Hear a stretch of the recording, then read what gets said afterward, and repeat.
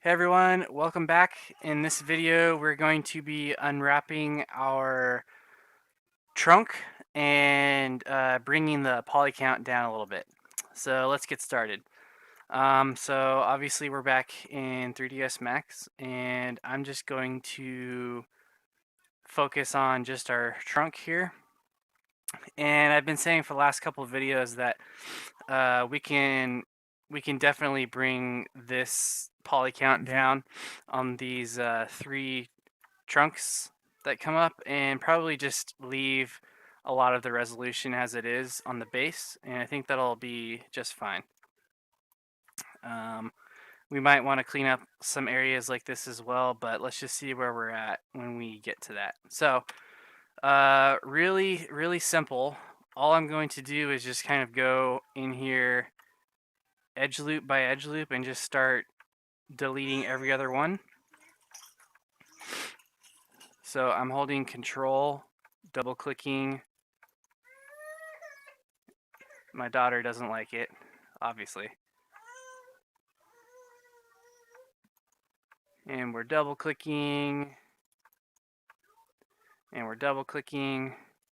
And there is a setting to have your edge loops be selected by every other one, but in this particular case, it's not a huge deal, I don't think. So I'm gonna hold Control backspace, or hold Control and press backspace, and that's just gonna delete those edge loops there.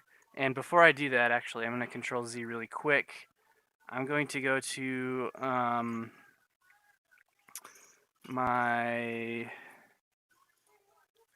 edit. Where am I at here?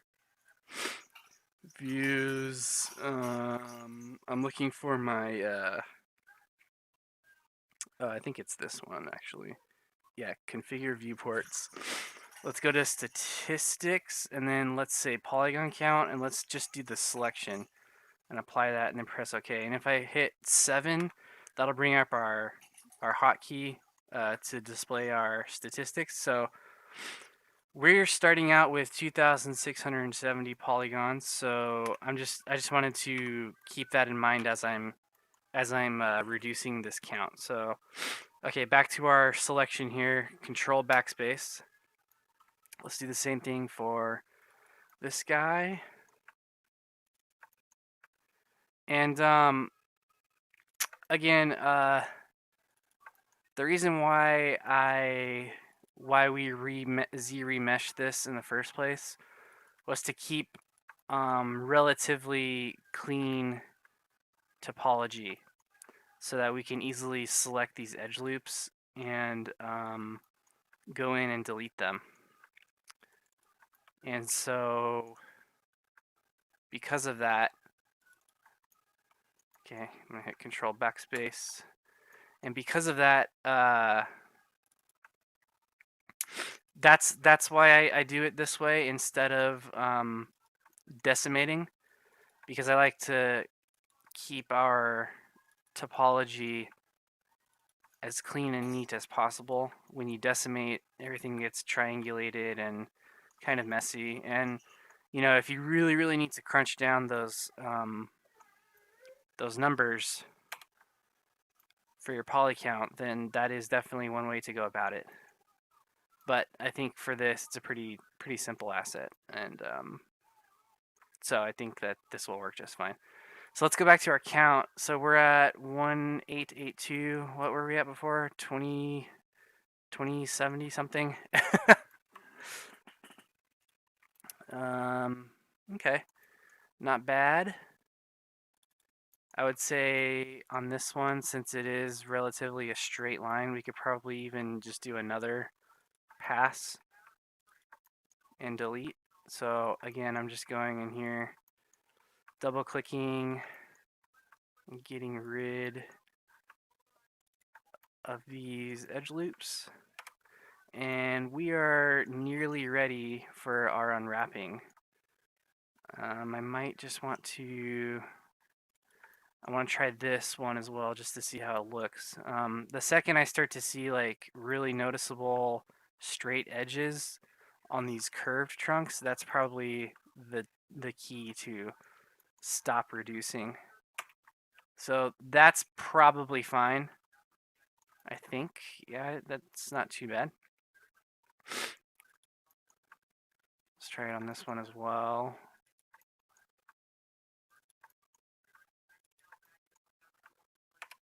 And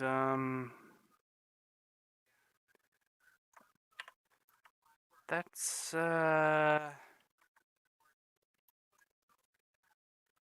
so you can see that I'm turning the wireframe off to make sure that our straight edges aren't so noticeable. I think this will be fine, and I'm taking into consideration the canopy that kind of droops over, and I think that's plenty of reduction. So now we're at 1514, so that's not bad at all. So let's start unwrapping this guy, and I'm sure many of you guys are familiar with the unwrapping process.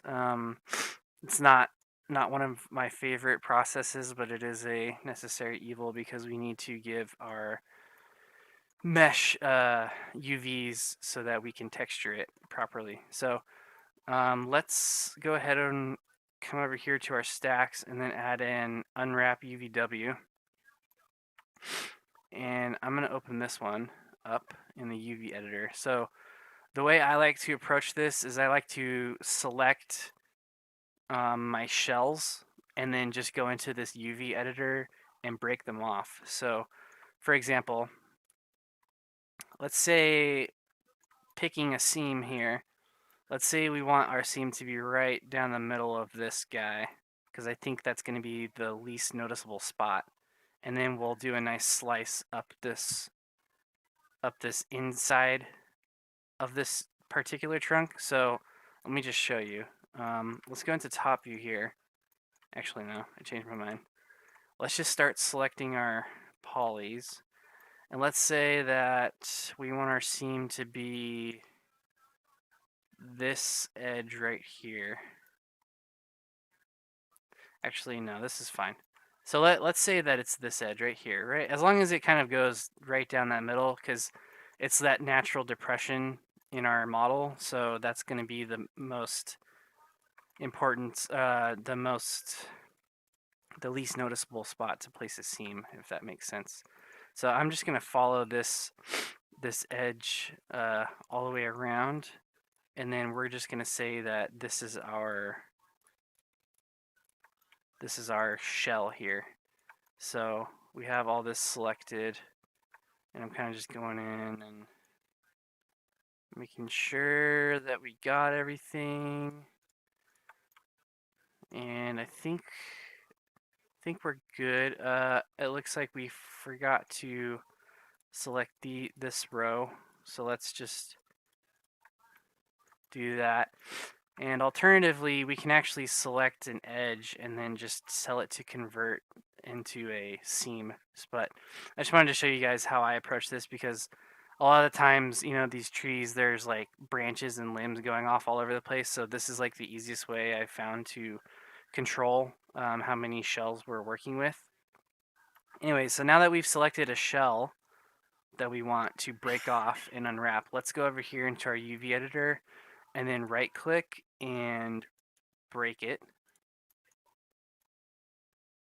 And now you can see in our model, this edge has become green, which means that it is in fact a UV seam. So let's move these two off to the side for now. And let's just, I'm going to save, and then let's just see what happens when we try to automatically apply like a quick peel, which is 3ds Max's way of auto unwrapping besides flattening. So one way we could go about it is go to mapping, flatten mapping, but that's because our model is pretty organic. It's probably going to create a million clusters, and we don't want to deal with that because that is a mess, and I don't want to clean that up. So instead, and in the same vein, if I were to press quick peel, that's something that's more along the lines of what we're thinking, but you can see that there's quite a lot of stretching here, and that's because we haven't added a seam for 3ds Max to cut to allow it to cut. So let's go ahead and do that. So I just control Z. Let's go up here, and then like I said earlier, let's select our edge loop that we want to convert to a seam. So I'm going to follow this guy all the way up here, and I am being conscious of where I'm putting these seams. And typically, if this were a more traditional type of tree, you would want all of your seams to be on top of the branches, because if you're in, like a first person shooter or something and you're looking up, you're not going to see the tops of the branch. So that's one way I've found to hide seams. Also, you can see me selecting these edges that kind of come across at the top here, and that's just because I want I want Max to convert. Essentially what we're doing is we're unpeeling this. Like if it's a banana peel, and Max is going to need a little bit more room at the top of this kind of capped surface to avoid stretching. So, I think that's good. So it kind of just follows up, and then it cuts across like that at the top. And then let's just go over back into our UV editor, and let's press break. So I'm going to hit break. So now you can see that that has also become green, which means that it is a UV seam. Now, if I were to come over here and select our shell and hit quick peel, now it's starting to look more like the shape we expected it to.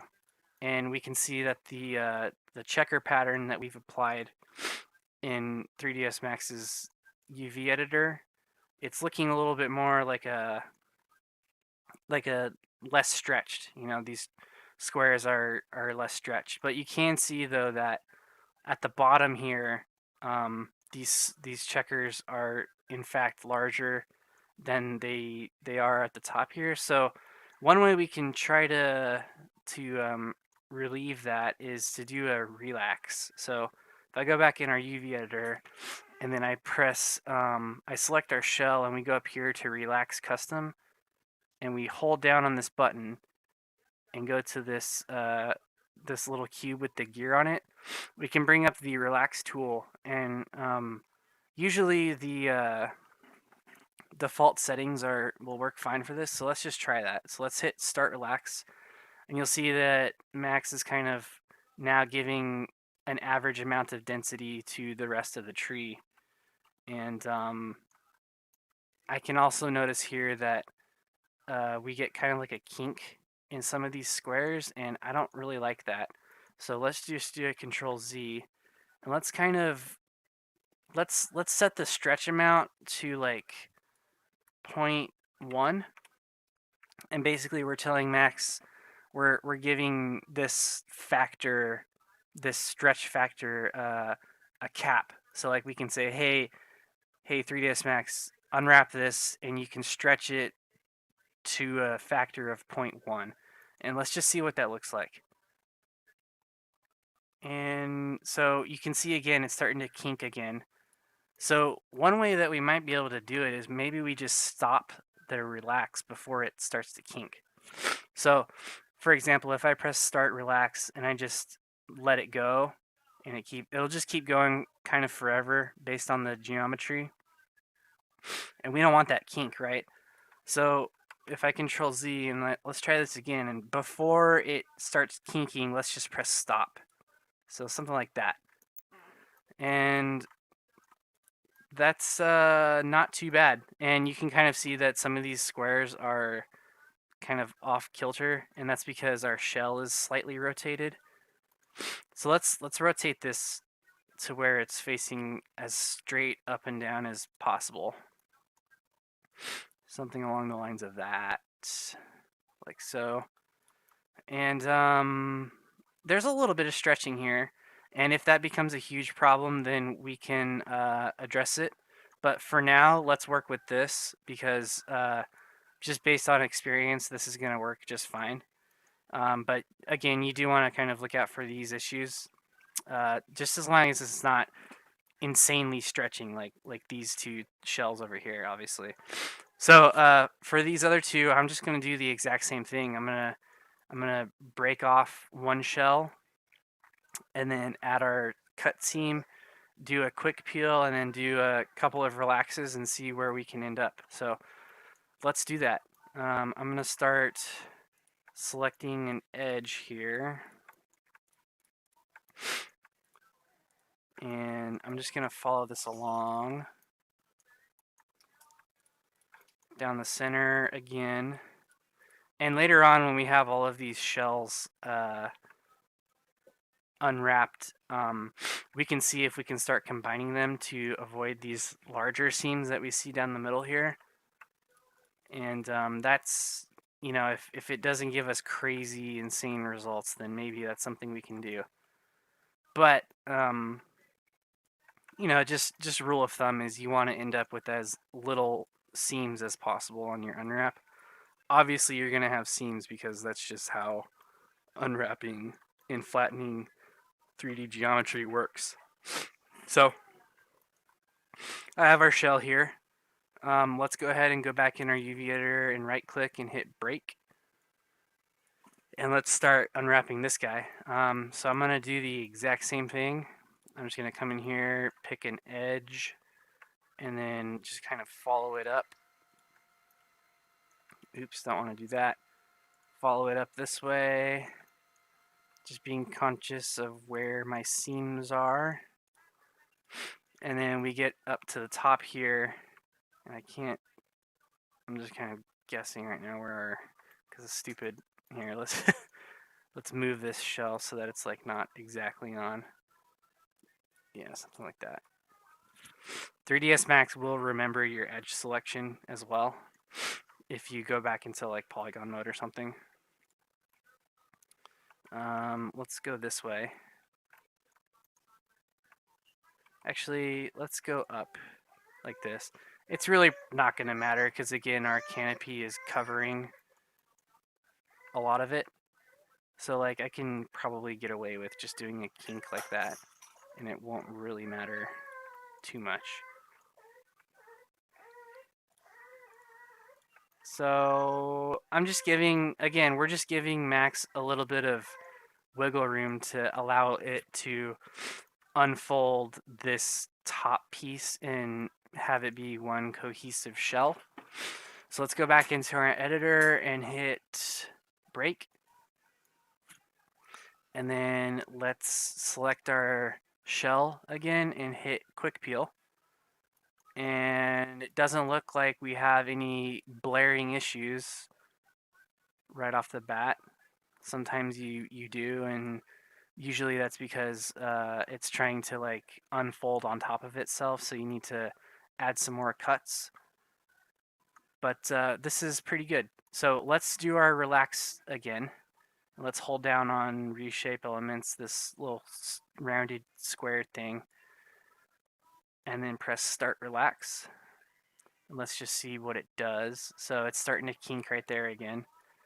And we can see that kink right here. So we're gonna want to avoid that. Let's Control Z, and then let's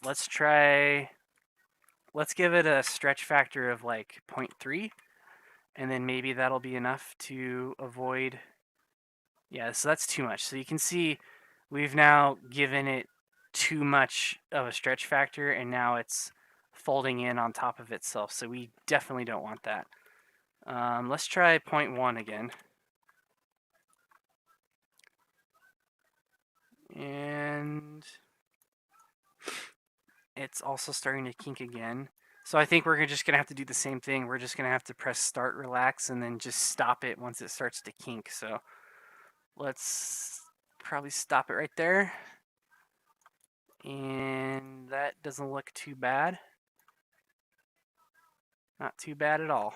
So there's another one, and you can see it's a similar shape to our other one, which is good. That means that nothing is insanely wrong with it. And then our final shell will be right here for us to work with. So Let's try and make it a similar shape. So I'm just to be consistent, I'm gonna follow this edge from our last shell, and I'm gonna follow that one up this trunk and do the same exact thing that we did before.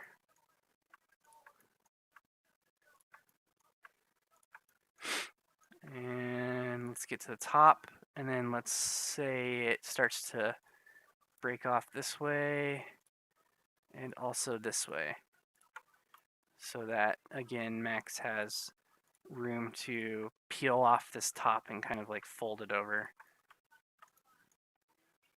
So yeah, something like that. Let's see how that looks. So let's go back into our editor, break our selection and cause it to be a seam. And then let's go over here and press peel, quick peel. And it looks like that's gonna work just fine. Let's kind of straighten it out like that. And then let's hit our relax.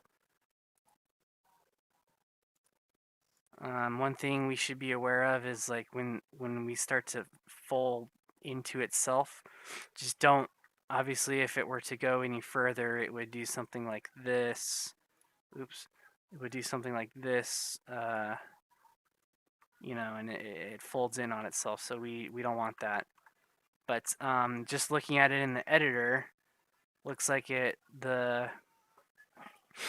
looks like everything is now unwrapped.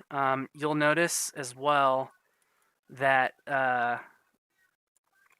our each of our shells here, each checker is kind of a different size, and that happens because when you unwrap a shell, it's going to automatically put it into one-to-one space, and each of these shells are slightly different size. So an easy way to fix that, well, you know, that's why I was saying this. Easy way to fix that is if we select these shells and we go to tools, and then we just rescale our clusters. Now it's all scaled appropriately in proportion to one another.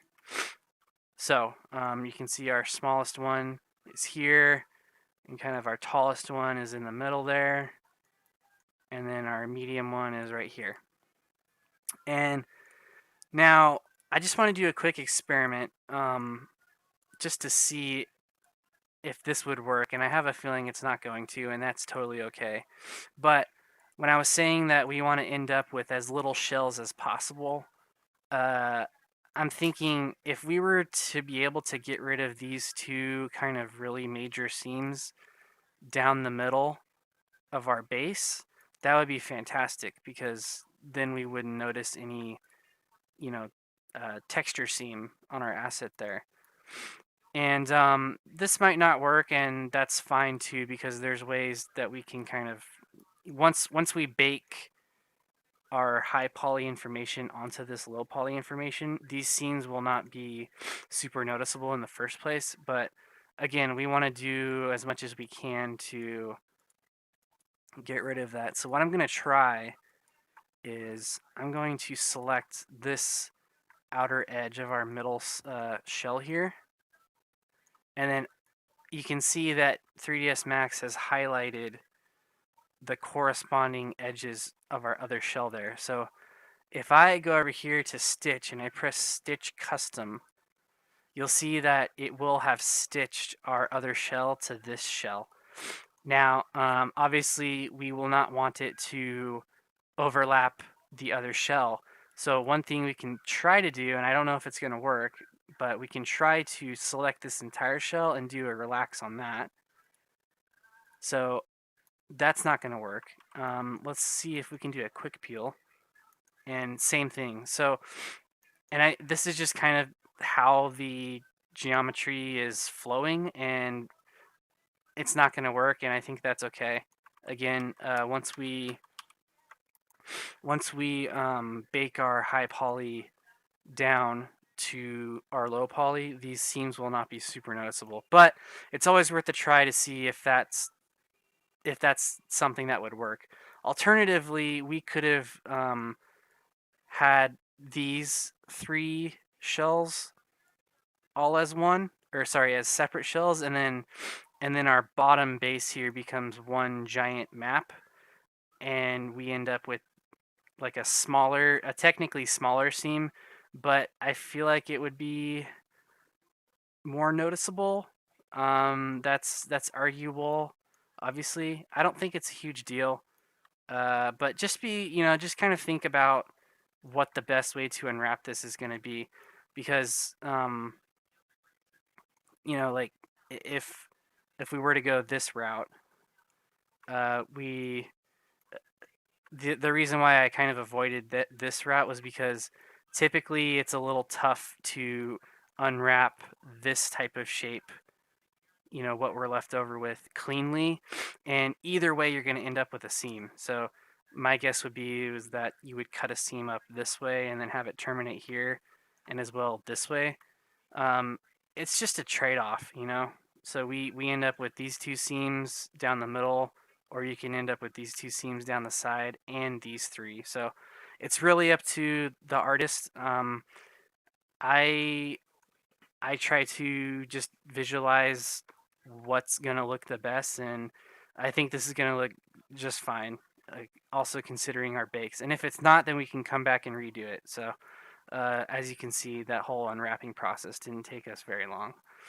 Anyways, so all we need to do now is just pack our maps and then do an export, and we will be ready to go into Substance Painter and bake our maps. So let's go ahead and select our shells in here, and let's go to Tools, Pack. I believe we already rescaled our clusters to all be the same, so we don't need to check that. And the padding is at 0.001. That's really small, meaning there might be issues later when we're texturing.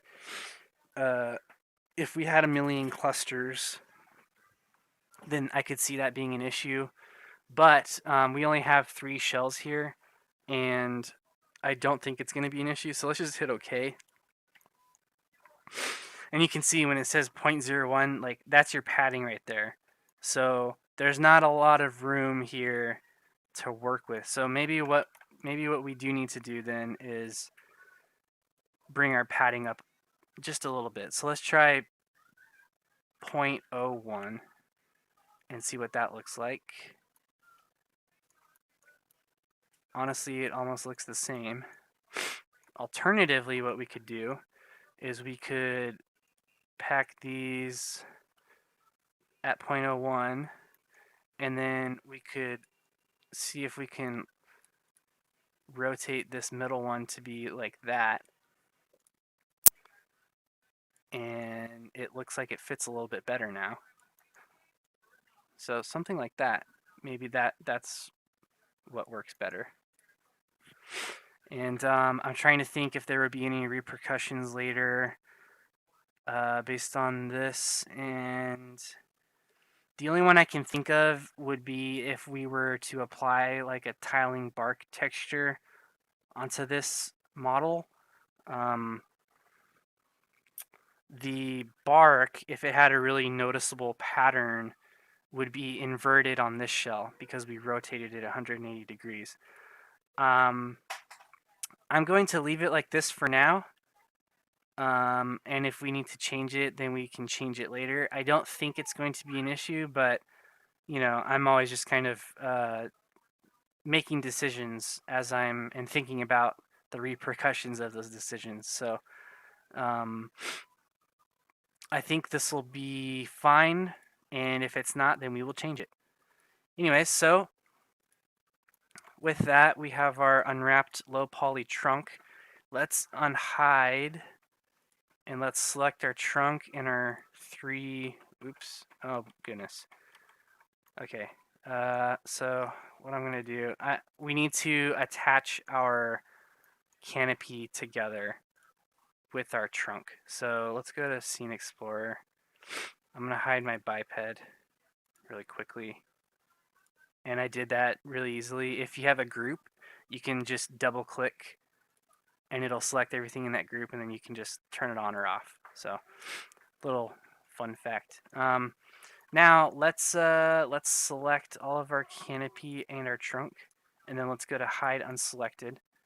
So we're going to actually want to attach our trunk to uh, our canopy cards, and that's because we want to keep the trunk's pivot, right?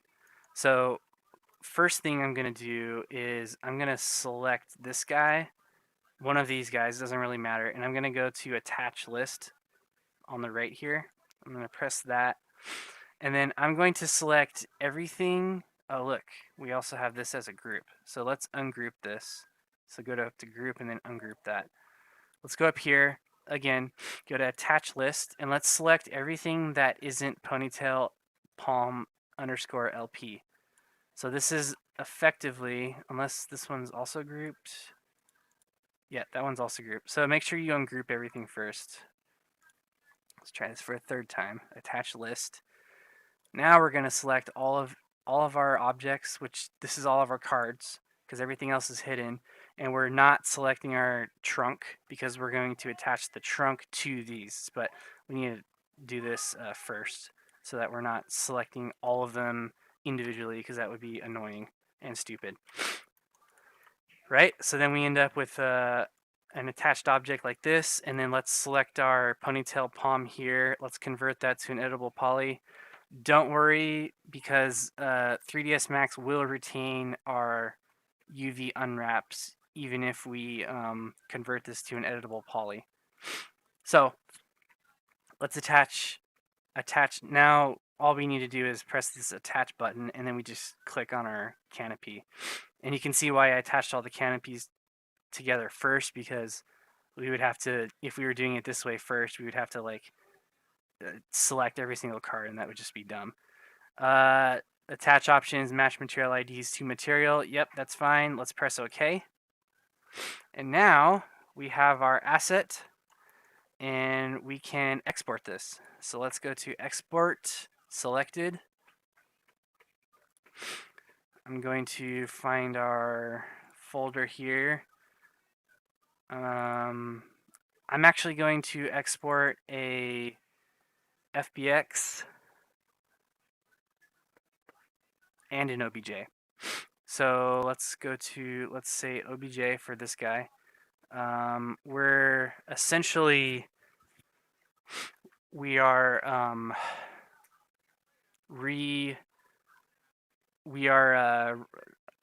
overwriting our old ponytail palm low poly object. So I'm just gonna click our old one and then hit save. It's gonna say, do you want to replace it? Yes, I do.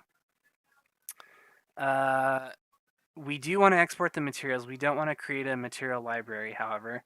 Texture coordinates, yes, because we just unwrapped it. Quads is fine, and all this should be good. And if it's not, then we can come and fix it later. Let's hit export. Cool, no errors. That means that we're good. And then let's also export an FBX. So I'm going to make a new folder and call this FBX. And then just this is actually going to be our final model. So I don't need an underscore after that. It's just going to be, you know, whatever that you want to name the asset. So I'm going to change that to FBX. Usually I call this just the name of the tree and then underscore MDL for model. Let's hit save.